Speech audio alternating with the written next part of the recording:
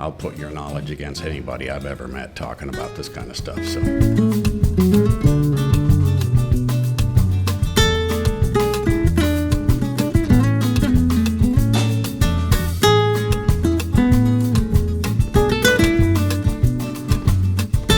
Good morning, I'm Tricia Baer, the host of Guardians of Service, and this morning we're talking to Brian Bailey from the Veterans of Foreign Wars, Post 539 out of Henrietta. Good morning, Brian. Good morning, how are you doing? What kind of background do you have in the military? I did 20 years, 1 month, and 5 days in the Air Force. I had 2 different AFSCs. I was a ICBM mechanic, the big missiles. And then helicopters, a crew chief, kind of specialized in the Black Hawk, but I wound up touching all of them. So. Okay, that's awesome. Okay, we're going to talk a little bit today about the VFW essay competitions, the Pets for Vets, Vets for Pets competition, and then we're going to go over the VA benefit process on how I help veterans get their VA benefits. Okay, so let's start off with, you were talking about the Vets for Pets. Tell the folks a little bit about that. Yes, on the Vets for Pets, we started that group with the Okmulgee Vets for Pets. Our mission here is to basically help pets any way we can, whether it be find the lost dog or find animals that need a home. That's our mission. So August 30th, there's a car show in Henrietta on Main Street, and the contest itself starts at 12:30, but you can register from 11:30 to 12:30. It doesn't cost anything to register for the costume contest.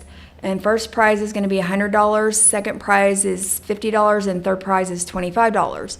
In addition to that, we're going to give away Morris Crocker Vet is going to give away a year's supply of Bravecto, the flea and tick prevention medicine, as well as a free pet exam. And then the other item we're going to give away is the Love for Dog Grooming out of Henrietta on Main Street. They're going to give away a free day pet spa to whatever pet you want to treat that day. So anybody that signs up for that costume contest, all they need to do is sign up to get a free raffle ticket. So if you have one pet, you get one raffle ticket, and if you have more than that, you get a raffle ticket per pet. So you have at least 5 chances to win a prize that day, and that's at 12:30 at the briefcase, and it will be inside the briefcase is where you're going to register and actually have the contest. While you're up there at the briefcase doing this, the Vets for Pets things, there's also, you're going to have information about the essay, the VFW essays? Yes. Yeah. So currently the VFW Post 539 has an essay competition, and there's two parts of the competition. The first one is Voice of Democracy, which is for 9th through 12th graders. And then the other competition is Patriot Pen, and that is for 6th through 8th graders. So on the Voice of Democracy, they can actually win up to $35,000 college scholarship. That's for first place at the national level. But we give away prizes at each level. So Post 539 is our local town level.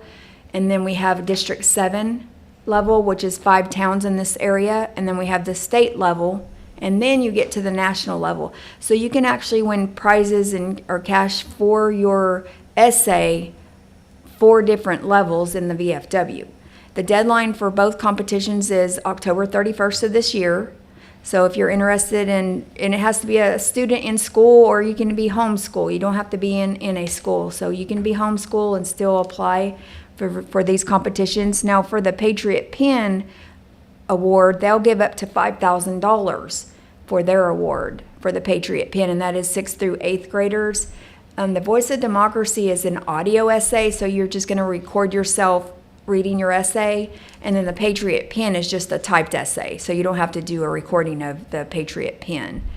But like I said, there's 4 different levels you can win money on. We had a kid a couple years ago in Oklahoma that won 4th or 5th place at the national level. He still got $4,000 or $5,000 for his essay. So it's just basically 300 to 400 words, about a half a page typed essay to enter this competition.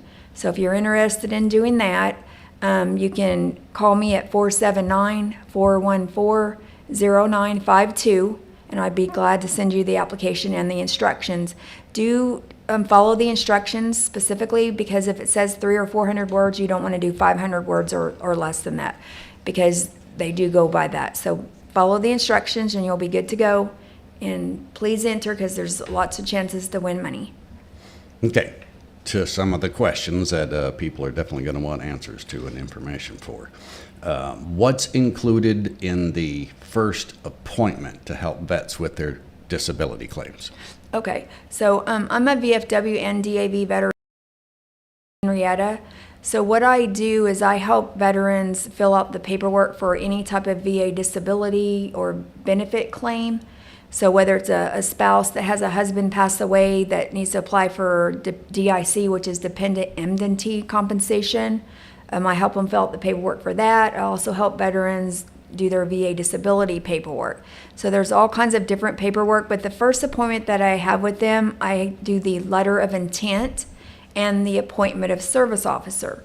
The letter of intent, the reason I do that right off the bat is because that would get that veteran paid sooner if they were awarded a higher percentage on their VA disability. And then I also do an appointment of service officer, which I work for the DAV when it comes to doing paperwork for veterans. So that will get them back paid to the date the DAV receives that letter of intent. And because usually I'm booked up a month out, I try to do that first. And then I have the second appointment with them, which is where I'll do the VA claim paperwork. And so part of the VA claim paperwork is going to be your VA application, any statements that we need to put in there that's not on the VA application, so I can explain you worked around aircraft or you worked around machine guns if you have a hearing loss issue. Then we'll do the dependent form. If they're 30% or more disabled, the veteran, then you get more money for their dependents. So it could be anywhere between $150 to $200 a month for the spouse, and then I think the first kid is $132 a month, and then each additional kid is about $60 to $70 a month. But you do have to be 30% or more disabled in order to get the dependent money. Okay, so you've got a first appointment, you got a second appointment, and then something we worked on together was the secondary disability conditions? Yes. So once you're awarded a primary VA disability for the VA, then you can come back and file an additional claim for any secondary conditions to that primary disability. So usually you do have to have a primary percentage for a disability, and then you can come back and award secondary conditions that the primary disability caused while you were in the military. So I'll give you an example. If you have tinnitus, which is the ringing in the ears, you can file a claim for that, and then if you're awarded the 10%, because that's what they pay now for that, up to 10%, they're eventually going to put that up under the hearing loss percentage, but right now they're separate. So what you can do is file any secondary conditions to tinnitus. In other words, that tinnitus caused those secondary conditions, like sleep apnea is one of them. If you didn't go get a sleep study when you were in the military and then you get out years later and you find out you have sleep apnea, if that primary percentage caused sleep apnea, then you can put in for that to try to get a percentage. I've had several soldiers get that, and it's 50% right now for sleep apnea, secondary, or even if you had it when you were in, you could get it. Had the sleep study when you were in, you can file it right off the bat. But if you didn't have the condition when you were in, you do have to do a secondary condition, which requires a nexus letter and a DBQ, which is a disability benefit questionnaire. So the nexus letter is basically, it has to be done by a doctor, and they'll write the letter saying that this primary disability caused these secondary conditions. And they have all kinds of research studies cited in their nexus letter. As likely to have Yeah, caused. it's Yes. as least as likely as Yeah. to cause the secondary condition. It's not 100% guaranteed that you'll get awarded that secondary condition, but if you do have a secondary condition, that's really the one of the requirements, that you do the nexus letter with the doctor and a disability questionnaire with the doctor. They do charge a certain amount for that, because I'm not a doctor, I can't do that for free, but everything else as far as paperwork goes, I'll do for free for the veteran. It doesn't cost them anything at all. So, depending on what the condition is, if it was just hearing loss, you can do that for $150 just by calling Oklahoma City doctors. You can use your own doctor if they're willing to do that. A lot of doctors don't want to do the nexus letter and disability questionnaire because it takes time to do. So, but if your doctor doesn't want to do that, you can pay to get that done through some resources we have in Oklahoma City to get that done. Helen Boyd is another doctor we use down there in Oklahoma City, and she covers everything except for mental health issues and the hearing loss. And she does it for $200, the nexus letter and the disability questionnaire. And if it's not something you have to be measured for, like bending over on your back or whatever, you can do it all over the phone. She takes Cash App, Venmo, other resources to pay her with. So that's the main one that we use. But like I said, if you have a doctor that's local that can do it for you, let your doctor do it if they will. So you filed a claim and it comes back and it says 0. Does that mean you've been denied? No, a lot of veterans are confused on that, but the 0% is actually half the battle of getting a condition rated as service-connected. 0% is not a denial. 0% is saying they acknowledge that you have a service-connected disability, but your symptoms aren't worse enough to warrant payment for that. However, down the road, you can ask for an increase to that 0% and possibly get awarded some kind of monetary amount for that condition. So it is not a denial. It's just basically doing another VA claim and asking for an increase on that 0%. And a lot of times the symptoms aren't noted in the doctor's records, so you just have to report your symptoms to the doctor in order to get those documented on whatever condition, whatever symptoms you have for that condition. Okay. Lately on the news, there's been several commercials talking about the PACT Act. Will you explain a little bit about that one? Yeah, the PACT Act is basically a new law that came out in August of 2022. And it's basically lists of conditions that the war zone, or it could be on the civilians in the United States, that cause those conditions, like contaminated water at Camp Lejeune. And it's by war zone. So Vietnam has a certain list of conditions, and then Iraq has a certain list of conditions. The Vietnam, the two main ones I see is diabetes, hypertension, monoclonal gamethy, which is basically too much protein in your blood. So those are just 3 of those conditions. And you can find out more information on the PACT Act on my website, which is www.theamericansoldier.org. And then you can also go to va.gov to find out more information about what are those conditions listed on the PACT Act. At the end, when we wrap up, I'm going to ask for your contact info. So Okay. make sure everybody has that information. All right. Another thing I'd like to ask is, will the VA pay for a walk-in shower for a veteran with disabilities, physical disabilities? Yes. You do have to get a consult through your primary care doctor through prosthetics. And then once prosthetics is contacted, they'll send you a packet, which is a HISA grant packet. You'll complete that packet, and I think part of the packet is doing a quote from a vendor or whoever does the walk-in showers. You'll get an estimate from them, and you'll submit your packet to prosthetics, and then at that time they'll decide if it's approved or not. Now, if you're a veteran that has 50% VA disability, they'll pay up to $2,000 for that work to be done. But if you're 100% disabled, permanent and totally disabled, then they'll pay up to $6,800 to have a walk-in shower replace your bathtub. You do have to have a bathtub there that needs replaced. You will have to show pictures of the bathtub. So they'll pay up to $6,800. I think I had mine done and it was probably like $7,800. So it won't pay all of it, just depending on who you choose. You get to choose whatever contractor you want to do the work. But normally they'll pay $6,800 if you're 100% disabled. And I've seen the packet. It has measurements and then the black and white photos of the area and stuff of that nature. So the packet's pretty detailed and pretty clear to figure out how to fill out and get turned back in. Yeah. Same thing with a ramp with your house? Yes. You can also get a ramp put on your house. So on that, you do request that through your primary care manager to prosthetics again, requesting the application packet. The difference in that and getting a walk-in shower is that if you're approved for the ramp, and it's about a 20-foot ramp depending on how many steps you have because they'll gradually go down. You'll do a consult through your primary care manager, and then they'll actually pay for the contractor to come out to your house if it's approved to put on that ramp.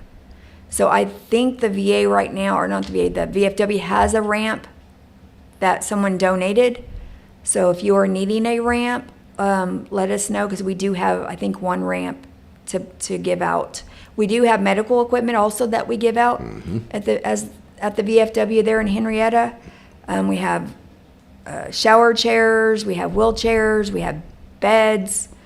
We have quite a bit of medical equipment. So if you need any medical equipment, you don't have to be a veteran. You can be a civilian and still request that medical equipment because we're here to help the community, not just the veterans, but the community itself. What is dependent indemnity compensation? Okay. So dependent indemnity compensation, which we call DIC, is basically the compensation or pension. It's the compensation that dependents can apply for if their veteran passes away. Which is you have to die, the veteran has to die of a service-connected disability, and it has to be on their death certificate. Now, if you're not a combat veteran, you have to be 100% VA disabled for 10 years. You have to die of a service-connected disability, and it has to be on your death certificate. However, if you are a combat veteran, the rules are different for them. So they don't have to be 100% disabled for 10 years. They do have to die of a service-connected disability, and it has to be on their death certificate. But if that veteran never went to the VA and never got any VA disability whatsoever, as long as that disability that they die of, or the condition that they die of, is on the PACT Act, then that makes them eligible. So if you never even applied for a VA disability, but that veteran died of a condition that's on the PACT Act, that makes your spouse eligible for DIC. And it's about $16.28 a month, but then it also opens up other benefits for your spouse, like Champ VA health insurance that they can get for free, unless you're retired military like me and Brian are. We have TRICARE for our spouses, so then your spouse couldn't get Champ VA. But if you're not retired military and you pass away, your spouse, if they're eligible for DIC, can also get Champ VA health insurance. And then they also get, what was the other thing? Oh, aid in attendance. And that's just additional money. I think it's $300 to $400 a month if they need assistance. The aid in attendance is for the veteran themselves or the surviving spouse. They don't approve aid in attendance for the spouse unless the veteran has passed away. Okay. Then that's for the surviving spouse. But there's a way that you can earn up to $2,000 a month if your veteran passes away, dies of a service-connected disability, and the catch is it has to be on their death certificate. Even if it's not the primary cause of death, if it's the secondary cause of death, there's block 35 on the death certificate where it's contributing factors. Make sure that those VA disability conditions are on the contributing factor block 35 on your death certificate. If it is not, you get the death certificate, they didn't put those on there, you can contact the state medical examiner's office and have that added. You can have that amended because it has to be on your death certificate, on that veteran's death certificate, for you to be eligible for DIC. Okay. Speaking of spouses, can a spouse get medical prescription expenses paid back when you become 100% disabled veteran? For when the spouse applies for DIC and they're eligible for DIC? Yes. Yes. Okay, so I did have another World War II veteran that was 100% permanent and total for 14 years. He was 100% permanent total for 14 years. And I met him at the Feed the Vets program, which our next one, by the way, is September 4th. September 4th. Yep, at 11 o'clock at the New Life Church in Henrietta. So if you're a veteran or a dependent you can come over there, or you need to call me first and let me know so I can add you to our list to make sure we have enough food. We give out free food every 90 days to veterans or their dependents. So that will be at 11 o'clock on September 4th, which is a Thursday at New Life Church in Henrietta. That one, that one's coming up, September 4th? Yeah, September Okay. 4th. Sorry Okay. about that. Yeah, and again, I'll ask you about your contact information at the end to make sure they have your number and how to get a hold of you. Okay, and Okay. I kind of got sidetracked there. I apologize. What I was talking about was the DIC and the Champ VA. So I had a veteran that was at the Feed the Vets, and he said, "How can you help me save $250 a month for my wife's eye drops?" Because that's what it was costing him. Oof. I think they were both in their 90s, and so I just said, "I'm not sure. Let me research it." So what I found out by contacting Champ VA Health Insurance, that even though he was 100% disabled 10 years ago, or 14 years ago, we can request back pay for all the medical expenses and prescription expenses that they paid over that 16-year period. Holy man. And she actually got, and this was just the prescription part that she got back because I requested the medical codes for her a couple times, and you have to have the medical codes for whatever procedure you're paying for. So we only ended up getting the prescription codes back from her current insurance company, and she was given back $20,000 in back pay for that 16-year period that they didn't know that she was eligible for Champ VA. Mm-hmm. So I signed her up for Champ VA. She got $20,000 in back pay, no longer had to pay for the $250 eye drops, and then no longer had to pay for that additional insurance that they were paying that they didn't need, because she was eligible for Champ VA insurance 16 years ago. Wow. Or Well, 14, yeah, good 14. deal, good deal. Yeah, And so- good on you for helping them out. That's awesome. Speaking of money, going to a VA appointment, or whether it's at a VA facility or a civilian, like a care in the community kind of thing, you get paid for that? Yep, you sure do. You get paid for going to the VA appointment, or if they refer you out through the community care program. And that's if the VA's booked up a couple months, they'll refer you out to the community care program so you don't have to wait as long for your appointment. But they do pay you mileage for both of those. You just have to provide a letter when you go to the civilian doctor that they referred you to through community care, and then you'll do a travel voucher there at the VA when you go to the doctor. Usually they'll fill it out for you, or you can fill out yourself. They do have it online to fill out. Every clinic I've gone to, whether it's a primary or a specialty, has Yeah. the form there with the pens, Yeah. and a lot of them have a template to make sure you fill out the form completely. So it's really easy. It's right there in front of every office to Yes. fill out. And again, I went to the dental clinic the other day. They've got the template so you don't miss any boxes and get called to the principal's office for not filling out the form right. So, but you fill out the form, turn it in. Yeah. Yeah. Every appointment, whether it's, I went to one in Walika and they paid me for that one. I think that one was like $26 or $28, but they do pay you for each visit. Yeah, and it just depends on how booked up they are. It may take a couple months to get your money, but you'll still get paid to go. So like from Henrietta to Muskogee is about $40 for a VA doctor visit that they'll reimburse you. So they'll pay you for your gas to drive down there. I think there's a box on there for tolls. as Yeah, well. there, if you have tolls, you can include that also with your receipt. Talking about that and with the other things that happen with that one, you have a list of websites to help veterans with how to research and what's available and what they can access? Yes, and again, on the mileage, I meant to tell you too, they got to be 30% VA disabled in order to get that mileage 30%? check. Okay, Yeah, or okay. usually they'll do a direct deposit into your account for that. But you do have to have 30% VA disability for the mileage and to add your dependents to get paid for your dependents. So Oh, okay. I meant to mention that. Now, what- Okay, now we were talking about, with all this information, which is a lot of information that you Yes. possess, you got websites people can go to? Yes. So there's several websites. You can go to www.va.gov. You can type in PACT Act or DIC, and that will give you a lot of information on what the criteria is for whatever benefit you're trying to apply for. I also have a website called www.theamericansoldier.org, where you can go on there and get information on the PACT Act, Title 38. Title 38 is one of those regulations that governs the conditions you can claim as VA disability. So it's 34 pages long. So I would suggest you go there and look at Title 38, because you don't know what conditions you can claim unless you've read Title 38. And if you're a combat veteran, you need to look at the PACT Act so you know what conditions are presumed to come from that war zone. So that's two of the resources that are on my website. And then I do go to VAClaimsinsider.com. I use that website for research only.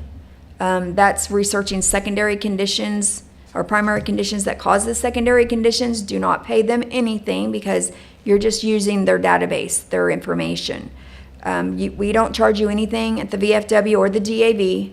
The DAV is where I do the paperwork for the veterans on VA disability benefits. So it doesn't cost you anything. Don't hire an attorney to do your VA benefits if you have service officers like myself that do it for free. There's no reason to pay anybody to do it when you have service officers that volunteer like myself and Brian. Brian helps our VFW, so there's no reason to pay an attorney to do your paperwork. And you get the benefits of someone that actually knows the ins and outs. That's you. You know, you've been doing this long enough that you know all the pieces, like the secondary stuff. You have a list of some of the primary things that can cause secondary and stuff. You've been doing this and been through all the training. Yeah, I've been doing this for about 6 years. I started out with the VFW doing the paperwork. Now I do it for the DAV, but everything else I help on the VFW side, like Feed the Vets, the Vets for Pets contest. Essays. All essays, art. We have an art contest that's next March, which I'll cover later in the year. Okay. Speaking of benefits, and I know there's a lot of information in your head there, but rattle off some of the 100% benefits for a disabled person, veteran. So the reason I try to help veterans get to 100% VA disabled, because there are several benefits that also give them extra money. So for example, if you're 100% disabled, permanent and total, and I have to add permanent and total because you could be 100% VA disabled but not be permanent and total. And that depends on your condition. So for like me, I'm 100% VA disabled, permanent total, because I have neuropathy in my left leg. So it depends on what conditions you have as to whether you're going to be permanent and total. But one of the benefits are you're property tax exempt. If that property is in your name and you're 100% VA disabled, permanent and total, you don't pay any property tax, which is several $100s a year depending on how much property you own. You also are tax exempt on up to $25,000 a year in purchases, where you don't pay any taxes on up to $25,000 of things you buy every year. You don't pay any taxes on that. You also get, and I think you get this if you're less than 100%, but you get a card that you take down to DAV to register your car, and it helps you every year not have to pay as much. That's at 70%. Is that 70? Okay, so that's 70% for the card that helps reduce your tags when you go get your tags renewed every year. Also, one of the big benefits I feel like that veterans need is that it makes that veteran eligible for the education program. So in other words, I think it's called DHEA now, but they will pay for your education, your spouse's education, and your kids' education up until their age, I think 23. So just having that college benefit is huge, because they'll pay for your education, the veteran's education, or the veteran, the spouse, and the kids' education. And that's a huge amount of money. I think it's listed under a few different things as well, because of in the education stuff is retraining. I see that one quite a bit, because if you you get rated at 100% disabled, you may not be able to physically do what you did before, what you trained in, so they'll retrain you into another career that, I don't want to say fits your disability, but compensates for what you used to be able to do that you can't do anymore. So physically. And so on the veteran themselves, the program is limited on certain programs. So like I wanted to be a chef and teach what I learned, because I can work at my pace, being 100% VA disabled. So the chef is not one of the programs they cover, but there are other programs that they cover. And so I ended up using my GI Bill instead of the DHEA program to pay for my education. Okay, okay. In the disability kind of category and the retraining and stuff, I think I already heard you say something about employable and unemployable. Yes, so there is a program within the VA, and you can go to va.gov to find out more information on that, but it's called VA unemployability. So one of the criteria for that is that you have to be at least 70% VA disabled. You have to have one condition that's 60% rated as 60%, or two conditions with one of those two conditions rated at 40%. So you do have to meet those three criteria, and then you can do an application to apply for unemployability. Now, your employer, there is a form for them to fill out as well for unemployability. So basically what that would mean is if you were approved for unemployability because you can't work because of your VA disability conditions, then you would actually get paid for 70% over 100. You'll still get all the benefits I just mentioned as far as the tax benefits, the property tax. One I failed to mention a minute ago is you'll get, if you are 100% VA disabled, you'll get free $10,000 in life insurance as long as you apply within 2 years of being rated for that new condition. So it's free if you're 100% permanent total disabled, and it's $10,000. But you do got to sign up within that 2 years, or you are not eligible for that program, which happened to me. That's why I'm here, and that's why I'm educating veterans on their benefits. So we were talking about the 100% disabled and some of the things you can get with it and the different percentages leading up to that one. But there's also a temporary disability rating you can get. Yes, so if you have a VA disability for a condition and say you have to have surgery on it, on your back or hands, whatever, if you have to have surgery, you can apply for temporary disability, VA disability. And what that does is that they'll pay you for 100% VA disability, which is $4,044 a month, while you're trying to recover from whatever that surgery is that you had for that service-connected disability. Yep. So if you have surgery and you're getting paid for 60 or 70% or whatever, it's not 100, you need to call me so we can put in for temporary disability so you get paid for 100% for however long it takes you to recover from that surgery, because that condition was service-connected. Yeah, it takes time to get the appointment for the surgery or to get the condition corrected, and then there's a recovery time and stuff, and all the while you're losing money if you can't work. Yeah, you're losing money if you can't work, and you can get paid for 100% during that time. It's temporarily, depending on how long it takes you to recover, but it's a huge benefit that some people aren't aware of. And sometimes those could lead to a permanent disability. Right. Depending on the conditions. Yeah, depending on the extent of the condition, if it gets better or not. Speaking of other programs and stuff, there's a couple other questions here I have, but let's start with can you explain the caregiver program? Yes. Okay, so the caregiver program is a program within the VA designed to help the veteran. So if a veteran is disabled and they need certain living condition care, like feeding, bathing, walking, there's several conditions that if they need assistance doing those items, the spouse, whoever they designated as their caregiver, it could be the spouse that's doing that care anyway, sign up for the caregiver assistance program, and it has two different tier levels. So one's $1,700 a month, one's $2,700 a month, depending on the level of care that you need. That the spouse or even a friend or whoever you designate to be your caregiver, they have primary and secondary, they would get paid either $1,700 a month or $2,700 a month to be your caregiver. So they're probably already taking care of you anyway if you're a spouse. And so I would highly recommend to apply for the caregiver program. And that's just one program. There's other programs, other agencies that help out in and around the home.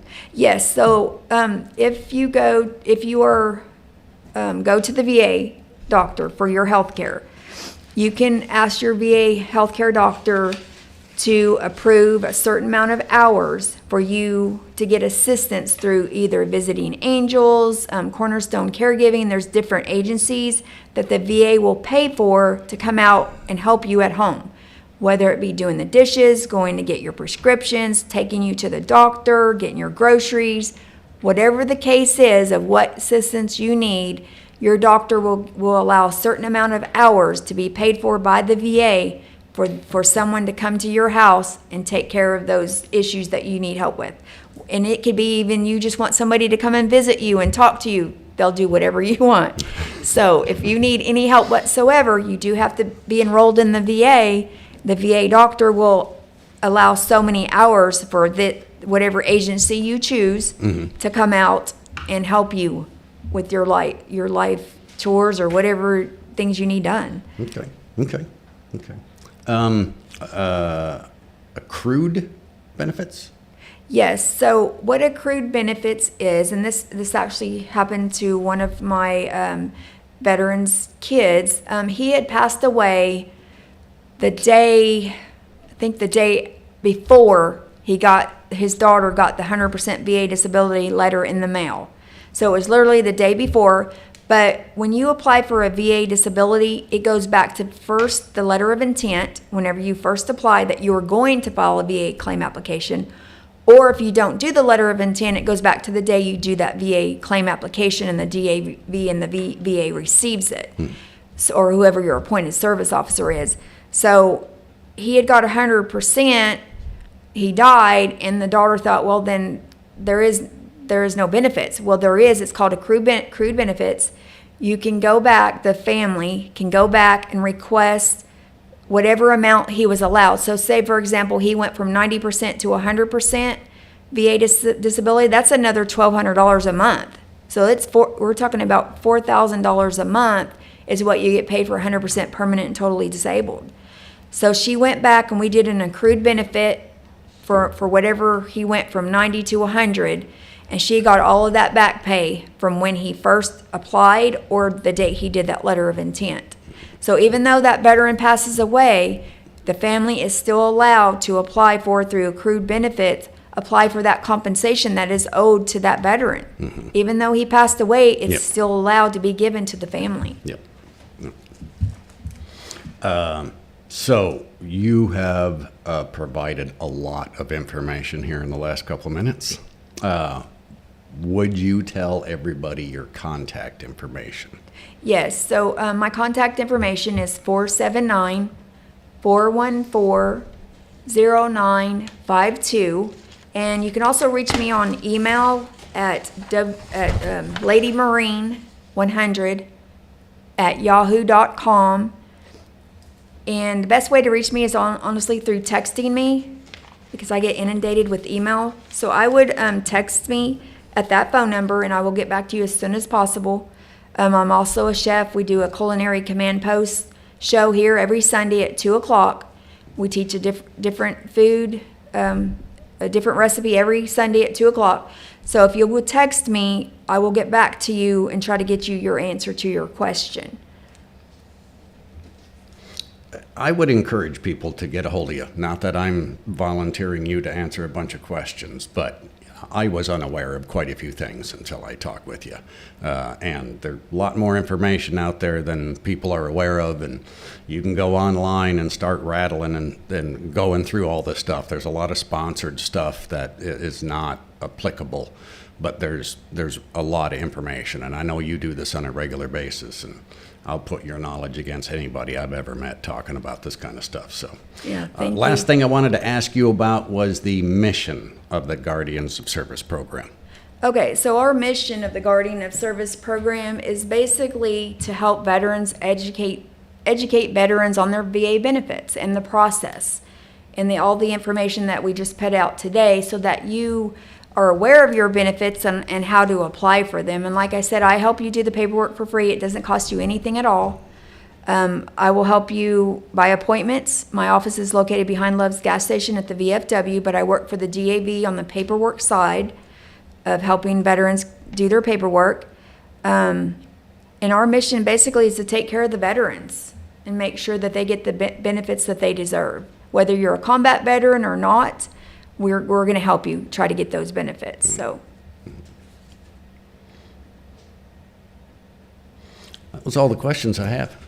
okay, well, So, All right, Brian. Well, thank you for your help today. We appreciate you. And Well, thanks for the information and help in dumping this out. There's a lot of people, and I'm not going to put everybody in the same category as me, but I learned a lot from you and the research you did behind me just dropping off a bunch of paperwork, and you sifting through it and knowing what to go for and stuff. I'll tell anybody, I'll put your knowledge against anybody I've ever met talking about this stuff. So your help and assistance and dedication to this is much appreciated by everybody that I've talked to over at the VFW. So grateful for all of that one.